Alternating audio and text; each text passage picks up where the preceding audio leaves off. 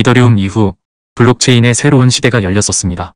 이더리움이 스마트 컨트랙트를 구현하면서 다양한 형태의 계약이 블록체인 상에서 가능해졌기 때문입니다. 여기서 스마트 컨트랙트란 블록체인 네트워크에서 계약의 내용과 실행 조건을 컴퓨터 코드를 통해 사전에 설정한 후 해당 조건이 충족되면 자동적으로 계약을 집행하는 기능을 의미합니다. 이렇듯 단순 교환 목적의 전자화폐를 넘어 일종의 거래 플랫폼 역할을 할 수 있다는 점에서 스마트 컨트랙트를 지원하는 프로젝트의 암호화폐들은 큰 폭의 상승세를 보여왔었는데요. 그럼에도 불구하고 스마트 컨트랙트는 여러 한계를 지니고 있기도 하였는데 그중 하나가 바로 오라클 문제라고 할 수 있겠습니다. 이 오라클이라는 개념은 이해하기 쉬운 편이지만 문제의 해결을 위한 프로토콜과 기술들은 이해하기 어렵고 근본적으로 사람들은 4차 산업의 한 축이 될 가능성이 있는 블록체인의 탈중앙화 정신과 상업적 흥행에는 열광하지만 이와 같은 근본적인 문제의 해결에는 관심을 가지고 있질 않습니다. 여기서 오라클이란 신탁 혹은 예언자라는 의미를 가지며 외부 세계의 전달자를 뜻하는 용어로 블록체인에서는 오프체인에서 발생한 사건이나 결과를 온체인으로 유입하는 데 필요한 시스템을 의미합니다. 그리고 이런 오라클의 문제라 하면 블록체인 외부의 일을 내부로 가져올 때 블록체인 내에서 검증되어야 하는 신뢰 문제를 얘기합니다. 좀 더 쉽게 풀이를 해보도록 하겠습니다. 블록체인은 기능적으로 외부 시스템에서 데이터를 호출 및 전송을 할 수 없기 때문에 인터넷 연결이 없는 컴퓨터와 같은 격리된 네트워크와 유사합니다. 즉, 단순히 비트코인만을 보면 오라클 문제가 전혀 보이지가 않습니다. 비트코인은 채굴로 인한 화폐 발행과 인센티브 체계를 도입함으로써 다수의 참여자에게 동기를 부여하여 TTP 없이 이중 지불 문제를 해결하고 신뢰할 수 있는 탈중앙화 화폐를 만듭니다. 철저하게 블록체인 내의 생태계 안에서 모든 신뢰관계를 형성하고 정확한 장부를 만들어 나아갈 수 있다는 것입니다. 하지만 이더리움의 주 생태계인 스마트 컨트랙트는 블록체인과 상관없는 외부 세계에서 발생하는 데이터를 블록체인으로 가져와야 하기 때문에 이 데이터의 신뢰도에 문제가 생기게 됩니다. 예를 들어보도록 하겠습니다. 이더리움 스마트 컨트랙트를 통하여 스포츠 도박 기획이 만들어졌다고 가정해봅니다. 그리고 한국과 일본이 축구 경기를 하게 됩니다. 이 경기에서 한국이 이기면 스마트 컨트랙트를 통해서 제가 상대방에게서 베팅한 코인을 얻게 되고 일본이 이기면 제가 코인을 잃게 될 것입니다.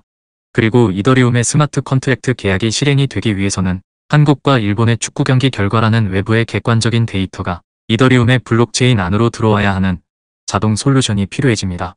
여기서 만약 한국이 경기에서 이겼음에도 불구하고 어떤 세력에 의해 경기 결과가 조작이 되거나 해킹이 되면 저는 억울하게도 베팅한 코인을 모두 잃게 될 것입니다.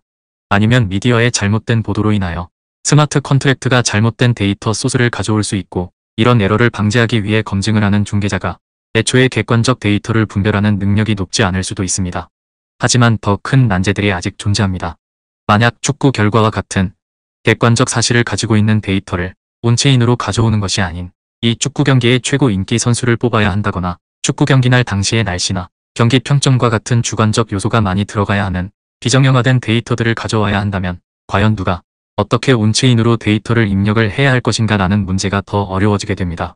블록체인 긍정론자들은 미래의 모든 문서가 NFT화가 되어 블록체인상에서 움직이게 될 것이고 그 어떤 문서의 위조나 분실도 사라질 것이라고 얘기를 하고 있지만 그 문서를 디지털로 스캔하여 NFT 토큰으로 변경하는 프로세싱에 어떻게 신뢰를 가질 수 있을지 확실한 대답을 내놓고 있지 못하고 있습니다.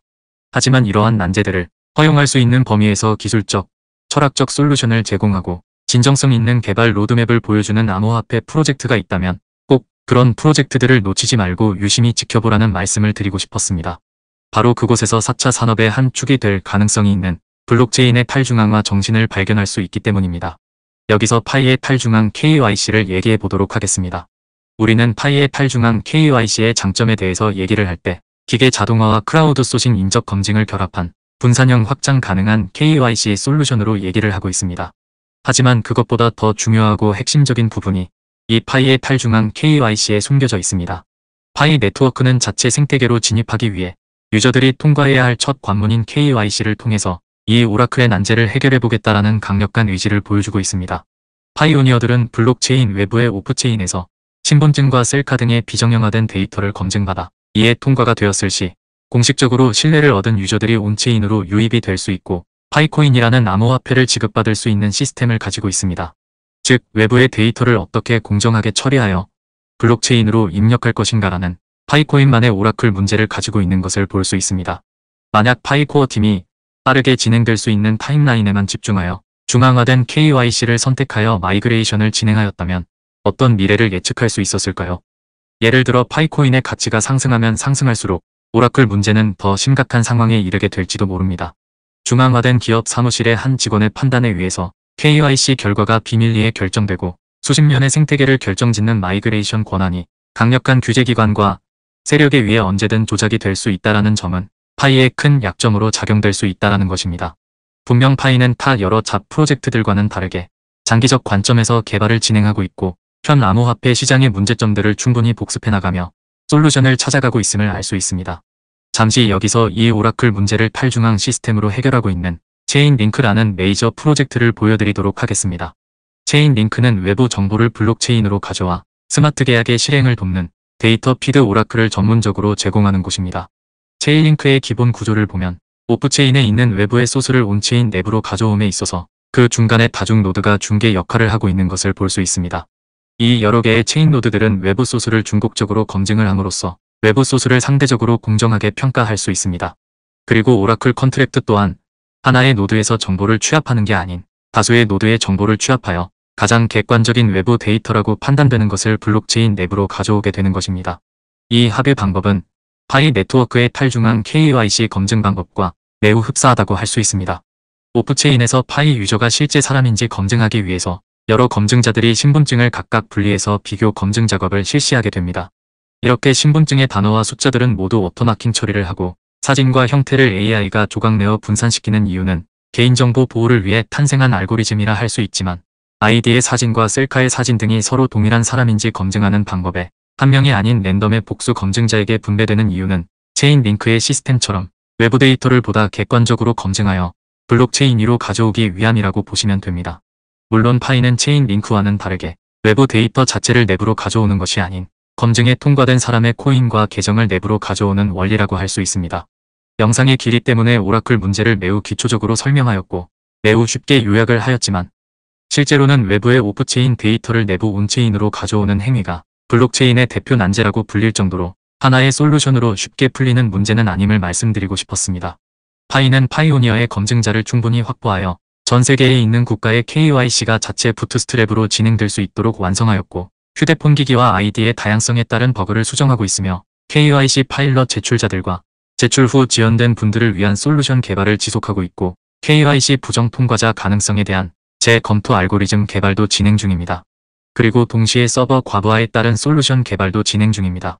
올해 7월 니콜라스의 채팅 공지를 보면 KYC 솔루션을 구축하는 것은 다른 그룹이나 기업의 유일한 초점인 반면에 파이 네트워크의 경우 완전한 블록체인 생태계가 필요로 하는 수많은 것들 중 디딤돌 하나일 뿐입니다. 이렇게 언급을 하고 있습니다. 파이의 KYC는 수년 정도 지속되다가 쉽게 죽거나 멈출 프로젝트가 아님을 기억하시길 바랍니다. 파이는 2030년에도 탈중앙 KYC 부트스트랩으로 인해 오라클 문제를 해결하고 있을 것이며 중앙기관의 변심으로 인해 프로젝트의 모든 것이 허무하게 망가져버리는 일은 발생하지 않을 것입니다. 파이 네트워크는 긴 시간 동안 서서히 개발이 되어가는 프로젝트입니다. 오로지 지속 가능성 철학을 위해 서서히 그리고 묵직하게 움직임을 잊지 마시길 바라겠습니다.